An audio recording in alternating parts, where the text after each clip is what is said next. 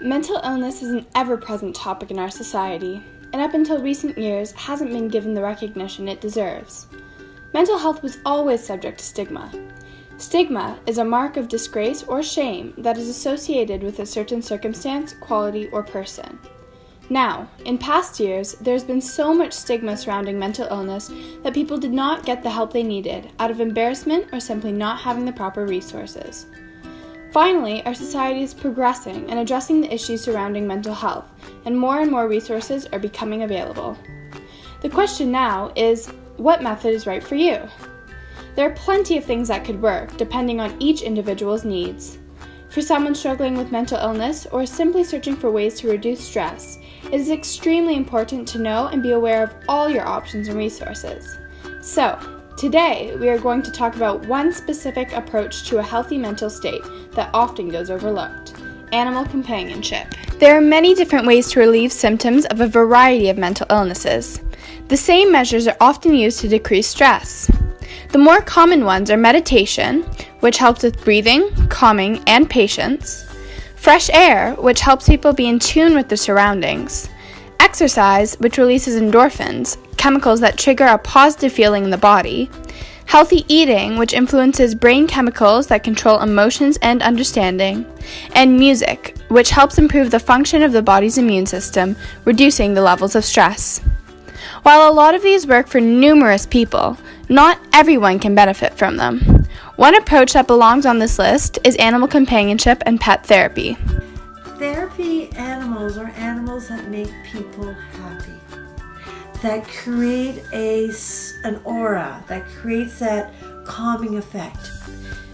Sometimes this approach is unconsidered, one reason being the lack of education and information on the topic. Regardless of the lack of knowledge, it is proven to possess many unique benefits to one's mental health. Throughout the video, you might notice me saying the word animals in animal therapy or benefits of animal companionship.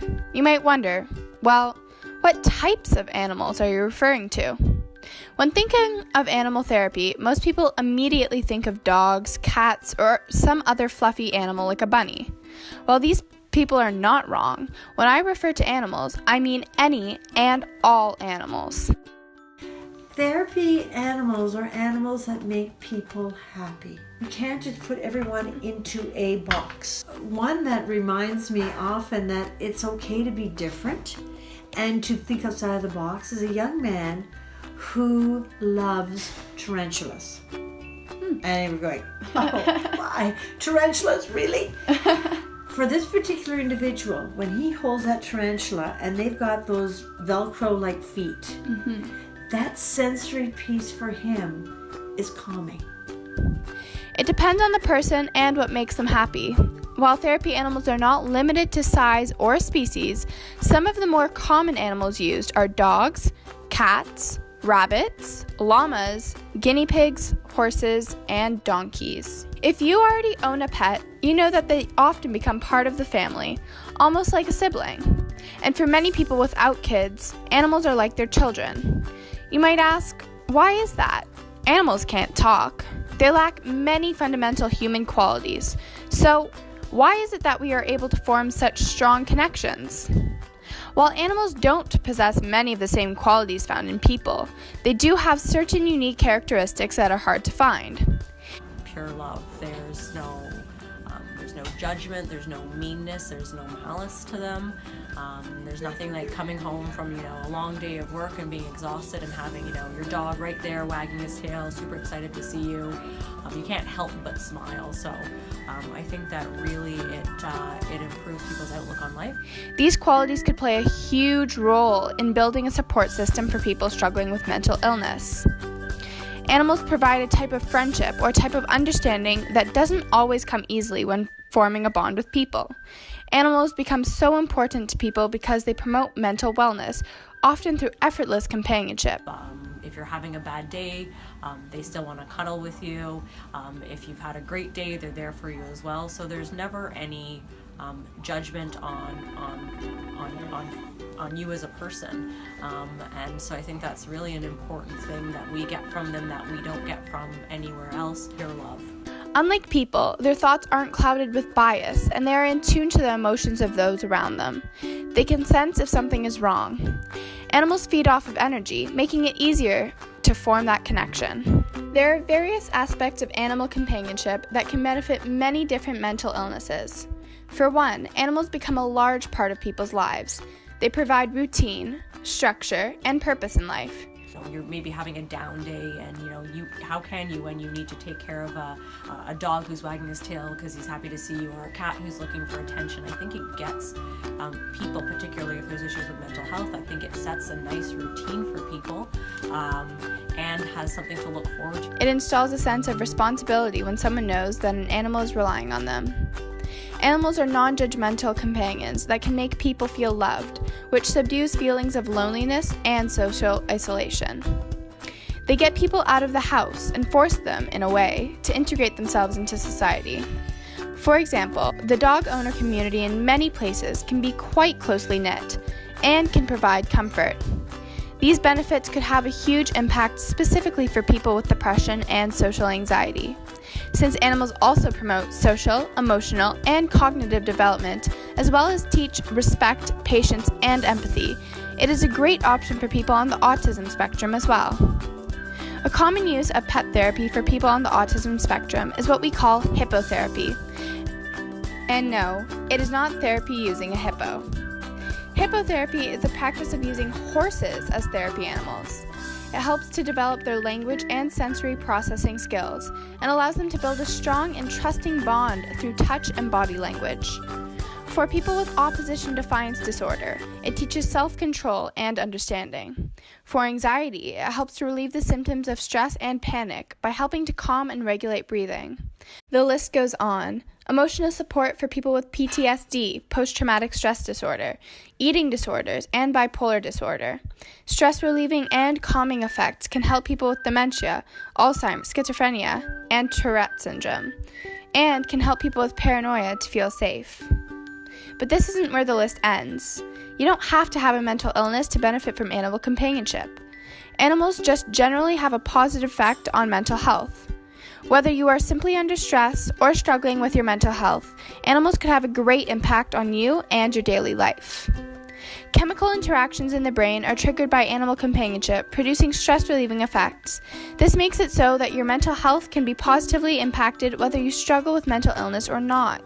In fact, many universities, including Yale, McGill, Bristol, Kent State, and many more have implemented animal rooms or pop-up animal rooms during end-of-semester exams to simply relieve some of the students' stress in such a busy and overwhelming time. Really stressful environment, especially when you have like a bunch of tests in a certain week and projects, and especially when you're someone who has anxiety or generally anxious person to begin with.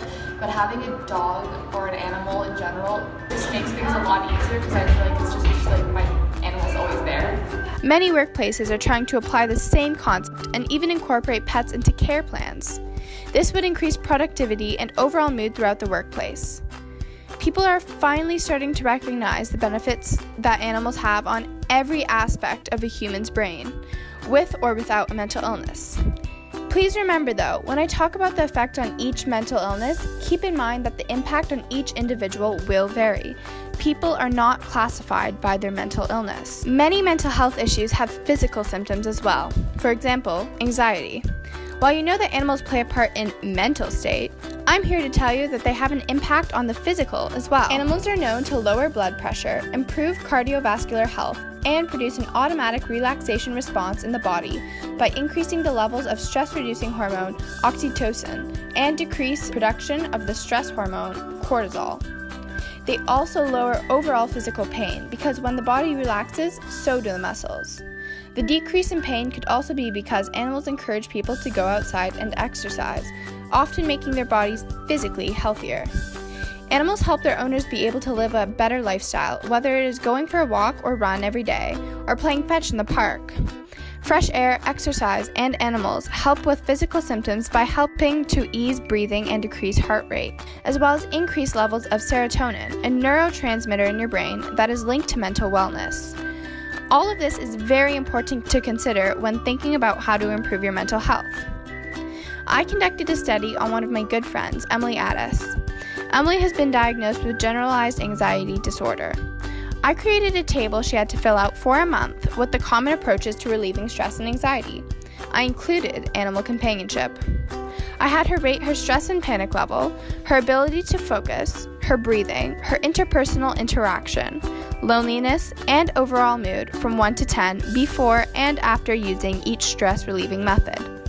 10 being the worst possible state for loneliness and stress or panic level, and for the rest of the methods, 10 would be the best possible case. She used a different method each day and then repeated this process for a month. I then read and analyzed the results and compared the results to my research and my initial hypothesis.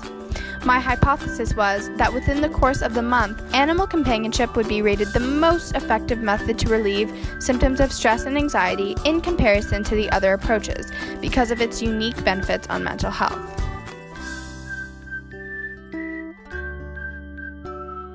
If we begin to analyze the chart, we see that meditation and animal interaction have the best results. Meditation has a stress or panic level of 2. Keep in mind that 10 is the worst case possible. Ability to focus is 10. Keep in mind for this one, 10 is the best case possible. Breathing is also 10, and interpersonal interaction is 7. Loneliness is at a 4. 10 is also the worst case for this category. And overall mood is an 8.5. Now, these results are very similar to animal interaction. For animal interaction, the stress or panic level is 2, the same as meditation. The ability to focus is 9, just 1 under ability to focus for the meditation category. The breathing is 10, which is the same for meditation. Interpersonal interaction, which is 9, 2 more than meditation. Loneliness is 1, which is 3 less than meditation. And overall mood is 8.5, the same as meditation. If you compare the results of before and after each category, we can tell that animal companionship is more effective than meditation. Her stress and panic level goes down by 4 for animal companionship. Her ability to focus goes up by 5. Her breathing goes up by 3. Her interpersonal interaction goes up by 1. Her loneliness goes down by 3, and her overall mood goes up by 2. For meditation, her stress and panic level goes down by 3. Her ability to focus goes up by 4. Her breathing stays the same. Her interpersonal interaction stays the same. Her loneliness goes down by 2, and her overall mood goes up by 2. For Emily, both of their approaches work for her. You don't need to have just one approach. While my hypothesis was correct for this instance, it might not be for another person. So there you go, ladies and gentlemen. Reach into your pockets, pull out some cash, and just go buy an animal for your own benefit. No. There's a lot to keep in mind when thinking about animal companionship for benefit on your mental health. You have to make sure you are capable of caring for a pet. You need to trust yourself to take responsibility to care for the animal. Because while many pet owners depend on their animals rely on them just as much. It is a drastic lifestyle change. Another thing to consider is the cost. Buying any pet and then keeping up with the maintenance becomes very expensive. Another option is to take part in pet therapy programs. Unfortunately, many programs you come across can be costly as well and are difficult to get into due to high demand. You have to make the right decision for you. While animal companionship could be a step towards a better state of mental health, make sure to get the right pet, that you can afford it, and that you are willing to alter your lifestyle to provide your animal with its best life as well. Animal companionship presents a new and unique option for those looking to improve the state of their mental health. There's a lot of things to consider when choosing an approach that is right for you, but it is worth it if it could lessen everyday struggles and improve your quality of life. Animal companionship requires careful consideration, but it presents you with a connection you can't find elsewhere. Unconditional love. They have unconditional love. Unconditional love. You guys are sweet, aren't you?